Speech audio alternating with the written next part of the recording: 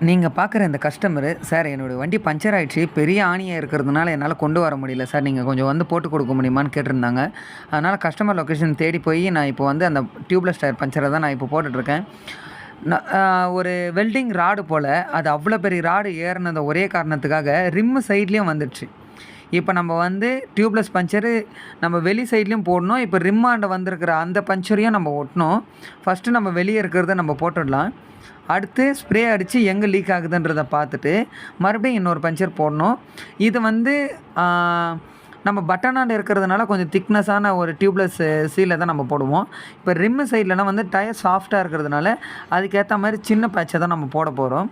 அதனால அதுக்கு தனியா மெத்தட் நாங்க வச்சிருக்கேன். தெரியுதுங்களா? எங்கே லீக் ஆகுதுன்றத பார்த்தா, சுத்தமா காத்து இல்ல. அந்த அளவுக்கு வந்து ட்ரை ஆயிடுது. அந்த அந்த இடத்துல அவ்வளோ பெரிய ஹோல்ஸா இருக்கு.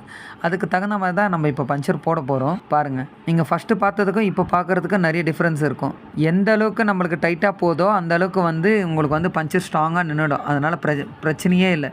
அவ்வளோதான். போட்டு முடிச்சாச்சுங்களா? என்னுடைய வீடியோ பார்க்குற அனைத்து நண்பர்களுக்கும் லைக் பண்ணுங்க, ஷேர் பண்ணுங்க, கமெண்ட் பண்ணுங்க. என்னுடைய சேனலுக்கு நீங்க புதுசா இருந்தீங்கன்னா, சப்ஸ்கிரைப் அண்ட் ஃபாலோ பண்ணுங்க. Thank you so much.